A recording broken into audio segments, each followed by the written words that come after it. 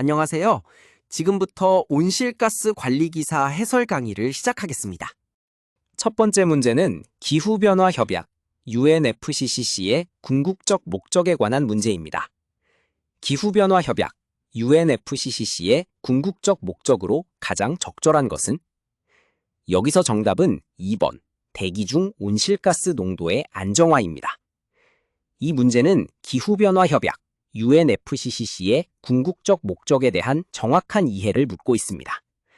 기후변화 협약의 궁극적 목적은 인류의 활동이 기후체계에 위험한 영향을 미치지 않는 수준으로 대기 중 온실가스 농도를 안정화시키는 것이다.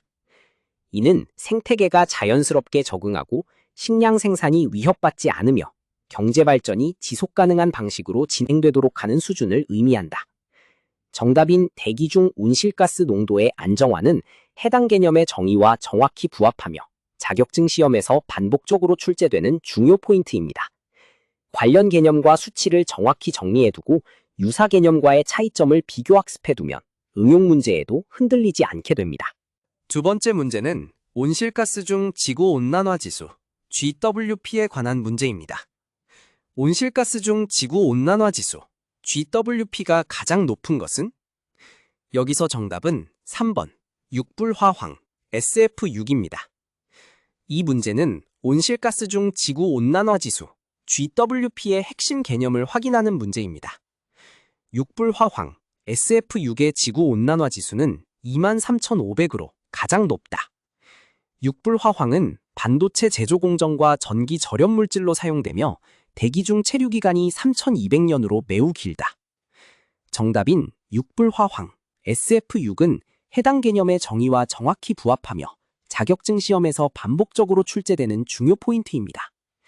핵심 정의와 범위, 관련 수치를 함께 정리해두면 실전에서 빠르게 대응할 수 있으므로 반드시 기억해두시기 바랍니다.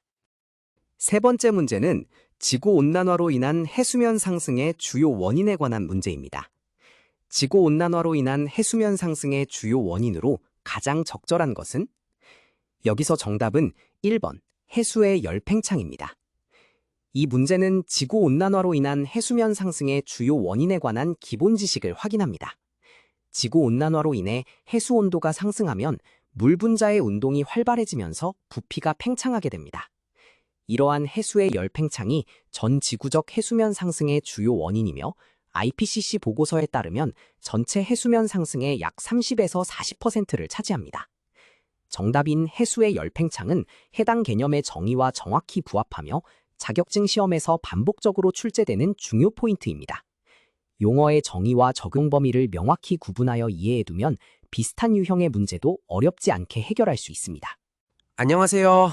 지금부터 온실가스 관리기사 해설 강의를 시작하겠습니다.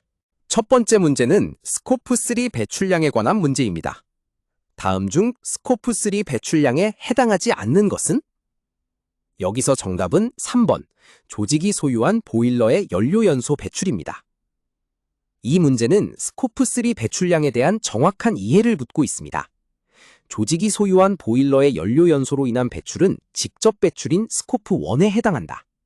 스코프3는 조직의 가치사슬에서 발생하는 간접 배출을 의미한다. 정답인 조직이 소유한 보일러의 연료연소 배출은 해당 개념의 정의와 정확히 부합하며 자격증 시험에서 반복적으로 출제되는 중요 포인트입니다.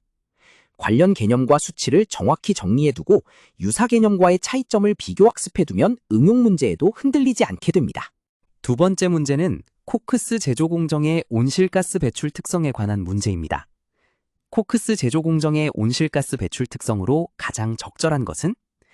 여기서 정답은 3번 코크스로 연소 과정에서 발생하는 CO2가 주 배출원이다 입니다. 이 문제는 코크스 제조 공정의 온실가스 배출 특성의 핵심 개념을 확인하는 문제입니다. 코크스 제조 공정에서는 석탄을 고온에서 건류하는 과정에서 발생하는 연소가스 중 CO2가 주요 온실가스 배출원입니다.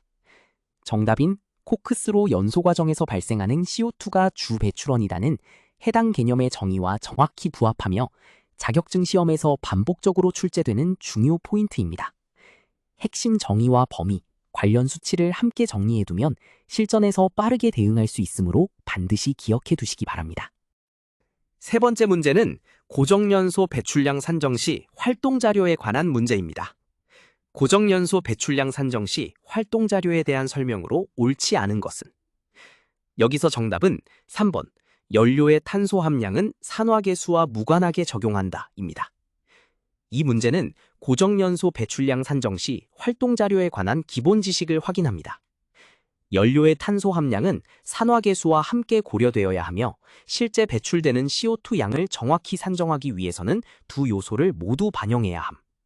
정답인 연료의 탄소 함량은 산화계수와 무관하게 적용한다는 해당 개념의 정의와 정확히 부합하며 자격증 시험에서 반복적으로 출제되는 중요 포인트입니다. 용어의 정의와 적용 범위를 명확히 구분하여 이해해두면 비슷한 유형의 문제도 어렵지 않게 해결할 수 있습니다. 안녕하세요. 지금부터 온실가스 관리기사 해설 강의를 시작하겠습니다. 첫 번째 문제는 물질 수지법을 이용한 모니터링이 가장 적합한 경우에 관한 문제입니다. 다음 중 물질 수지법을 이용한 모니터링이 가장 적합한 경우는? 여기서 정답은 2번, 냉매가스 충진입니다.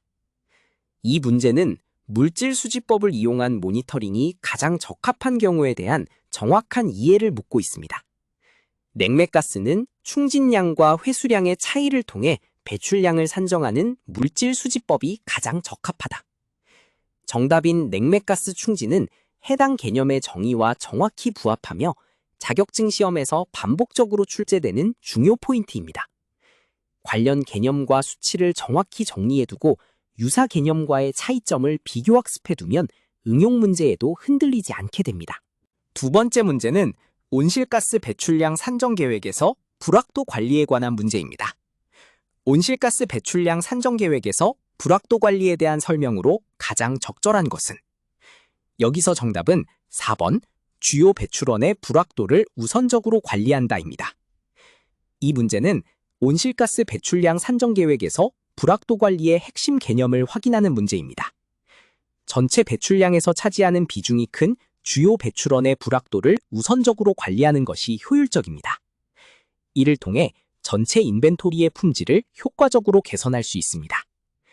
정답인 주요 배출원의 불확도를 우선적으로 관리한다는 해당 개념의 정의와 정확히 부합하며 자격증 시험에서 반복적으로 출제되는 중요 포인트입니다. 핵심 정의와 범위, 관련 수치를 함께 정리해두면 실전에서 빠르게 대응할 수 있으므로 반드시 기억해 두시기 바랍니다. 세 번째 문제는 배출량 산정 계획 수립 시 다음 중 티어 3 방법론에 관한 문제입니다. 배출량 산정 계획 수립 시 다음 중 티어 3 방법론에 해당하는 것은? 여기서 정답은 3번, 연속 측정 방식 CEMS 적용입니다. 이 문제는 배출량 산정 계획 수립 시 다음 중 티어 3 방법론에 관한 기본 지식을 확인합니다. 연속 측정 방식 CEMS는 가장 정확한 티어 3 수준의 방법론임. 정답인 연속 측정 방식 CEMS 적용은 해당 개념의 정의와 정확히 부합하며 자격증 시험에서 반복적으로 출제되는 중요 포인트입니다. 용어의 정의와 적용 범위를 명확히 구분하여 이해해두면 비슷한 유형의 문제도 어렵지 않게 해결할 수 있습니다.